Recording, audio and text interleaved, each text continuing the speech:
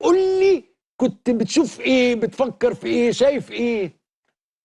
بص يا استاذ عمرو، ماتش استراليا احنا لعبنا بينالتيز. اه انا ما صديتش ولا واحده. اه، بس هم ربنا كرمهم باتنين بره. اه ربنا يخليهم فعلا ان هم حطوا الكور بره، فالحمد لله احنا مهم ان احنا صعدنا. اه ف فالماتش اللي بعده آه، احنا بتفرج على ميسي، اتفرج على الناس اللي بتشوت، اللي هو طبعا ميسي اول واحد فيهم.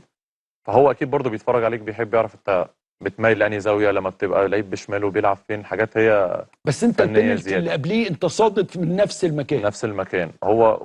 هي طبعا توفيق في الاول وفي الاخر، مش شطاره خالص. انا بقول لك، انا اتشاط عليا واحده في ماتش ايران صديتها، اربعه في ماتش استراليا ما صد... استراليا ما صدتش ولا واحده، وصديت بتاعت ميسي اللي هي. فهي دايما بيبقى فيها توفيق ده في الاول وفي الاخر، مع ان انت بتذاكر اللي قدامك، طريقه وقفته عامله ازاي، الدخله بتاعته عامله ازاي.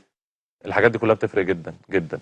ففي بتاعت ميسي دي، هو ميسي متعود دايما ان هو بيدخل بالراحه، بيستناك تروح في زاويه ويحط عكس اتجاهك. هو يشوفك رايح فين.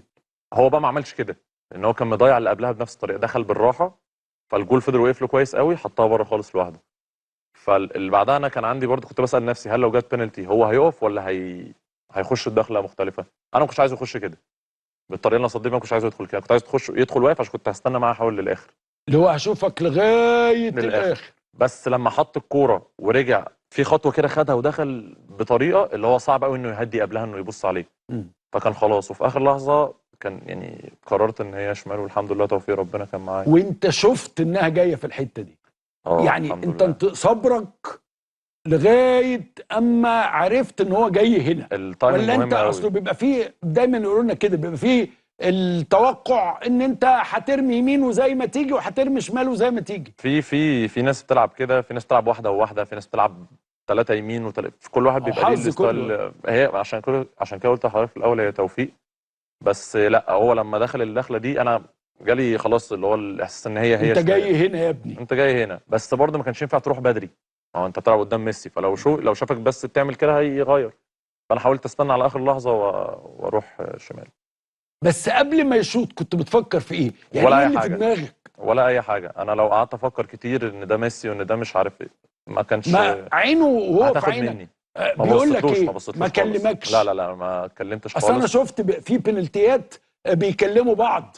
بيبقى فيه وده اسلوب برضو بستخدمه ساعات، فكره ان اللي هو المايند جيمز، ان انت تلعب معاه، بس مش كل مره بتنفع. في وقت بتبقى انت محتاج تحافظ انت على تركيزك، ما ما تعملش حاجه اوفر عشان خاطر ما تخسرش انت تركيزك.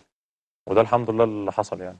بس كان عندك احساس انك هتصد ولا هتخش تدخل جون وخلاص؟ ما هو لا لا. في طريقتين للمايند سيت. ما هو ميسي اللي شاط فيا، ما انا لازم هقول لك مبرر يعني. ده ميسي، دي رابع بينالتي ضاع في حياته. يعني انت عملت بص له بص سكور زي الزفت. هقول لحضرتك على حاجه. فكره البينالتيز دي اصلا انا بشوف ان الضغط دايما بيبقى على اللعيب مش على الجول، لان في الاول وفي الاخر انت صديتها، انت نجم الماتش. دخلت هي في الاول وفي الاخر بينالتي، يعني ما بيبقاش ليك فيها قوي. ففكره تاني ان انت لو قعدت تفكر اصل ميسي اللي داخل يشوط، اصل مش عارف ايه، طبعا ميسي اسطوره يعني، احسن لعيب في التاريخ. طبعا. بس فكره ان انت لو قعدت تفكر في ده كتير في النص، ده هياخد منك كتير قوي. فحتى انت ممكن يعني منتلي انت ممكن ما تروحش بنفس الباور بتاعك، لان انت دماغك شغاله. فمهم كويس قوي ان انت تبقى مركز في الحدث نفسه بس. كلمني بقى لما جاب هو الجون، الكرة اللي لطشها دي، انت لغايه دلوقتي يا عيني اكيد قاعد لا، كل انا شويه. الماتش مؤثر فيا لغايه دلوقتي. لما بفتكر الماتش ببقى بجد متضايق. معلش انا اسف ببقى بجد للذكر. متضايق. انما الكرة اللي هو شاطها دي ما هو يعني ميسي فاهم. ميسي، وكمان كان رامي لسه طالع بيعمل بلوك، فما كانش فيه رؤيه ليا قوي للكوره. فعقبال ما طلعت من بعد رامي كانت اوريدي خدت سرعتها وطلعت، حتى هي جت في ايدي. جت في وانا ايدك المفروض فعلا. لما جت في ايدي انا يعني، طب انا اللي لحقت اعمله كده، فقلت هتيجي وهتطلع. بتطلع ورا. وبص لقيتها في العارضه وفي الجول. قعدت ليلتها بقى تقول يا ريت. بتعملوا ايه انتوا كجون؟ يعني تقول يا ريتني انا كنت بس لو يعني صباع اه واحد طبعا. اطول، لو نطيت اكتر، ولا بتفكر لا لا ازاي؟ طبعا طبعا. انا عامه يعني بحب دايما بعد كل ماتش اقعد اتفرج عليه تاني واشوف ايه الكويس اللي انت عملته وايه يا الوحش. قلبك، يعني انت لازم. جالك قلب تتفرج على اللي حصل ده تاني؟ الماتش كله لسه ما اتفرجتش عليه اه. بصراحه. لقطاتي اتبعتت لي يعني شفت شويه منها، بس برضه حسيت ان انا مش مش يعني مستريح. فاهم، مش مستريح. بس اي ماتش بقعد بعديه اتفرج ايه اللي انا عملته كويس، ايه اللي انا كنت ممكن اعمله احسن.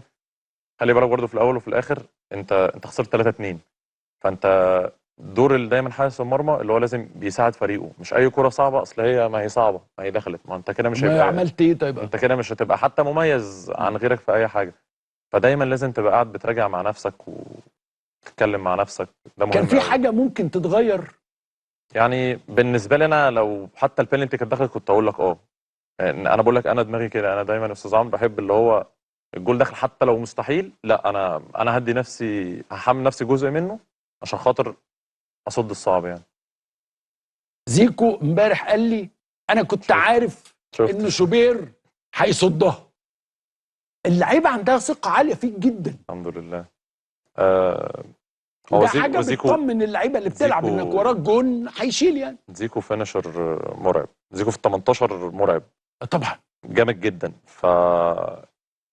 هو احنا دايما في التمرين بنلعب بينالتيز، فدايما بيبقى في تحديات، مره اكسب مره هم يكسبوا. فزيكو دايما في التمرين بيحب يخش يشوط عليا واحب العب معاه، وهو بيحطها كمان كويس قوي. فهو لما ماتش ايران اللعيبه بتيجي دايما تحمسك اللي هو هتصد هتشيلنا، فتمام انا ببقى بحب دايما اللي هو اهدوا بقى بهدوء وسيبونا بقى، يعني انا نركز. ايه سيبوني اركز. فلما صديتها الحمد لله ماتش ايران زيكو اللي شالها، قال لي يعني زيكو هو اللي شالها. انا اللي كان في كملت. ده حقيقي. فجينا بعد الماتش هو قال لي انا دخلت معاك عشان كنت واثق انك هتصدها. فلما بعدها في ماتش الارجنتين برضه هو اللي دخل شالها. م. فهو بيقول لي انت لما خلاص، بيقول لي انا في وقت كده بحس اللي هو انت هتصد خلاص انا لازم اخش عشان هلحقك. م. وده فعلا اللي حصل. بس ايه اللي حصل في العشر دقائق الاخيره؟ هل فعلا بتحمل الحكم المسؤوليه؟ هل كان في اخطاء تحكيم، ولا احنا التغييرات؟ ولا انت عارف المصريين فجاه اكيد انت شفت يا مصطفى، احنا انتقلنا من مرحله يا ريت يلعبوا كويس ولادنا كويسين، يعني ايه ما كسبوش الارجنتين، الطموح يعني عالي. ايه بتاع، شفت عملوا ايه، ده يرضي يعني فجاه المصري طلعت الفرعنه اللي فيه يعني. الطموح بيعلى كده كده. وتاني انا قلت لحضرتك فكره ان انت برضو بدات كويس قدام بلجيكا كويس قوي بشكل كويس جدا. وبعد كده الماتش التاني كسبت، فخلاص الناس تقول لك خلاص بقى ما فيش التروما بتاع كاس العالم دي، ما فيش. انت اول ماتش جايب ومضيع، والماتش التاني انت جايب 3 اجوان، فكل حاجه خلاص بقت في صالحك. حتى ماتش ايران لما تعادلنا الناس كانت مبسوطه ان احنا صعدنا، بس في نفس الوقت ما نكسب الماتش ده كمان ناكد ان احنا اول.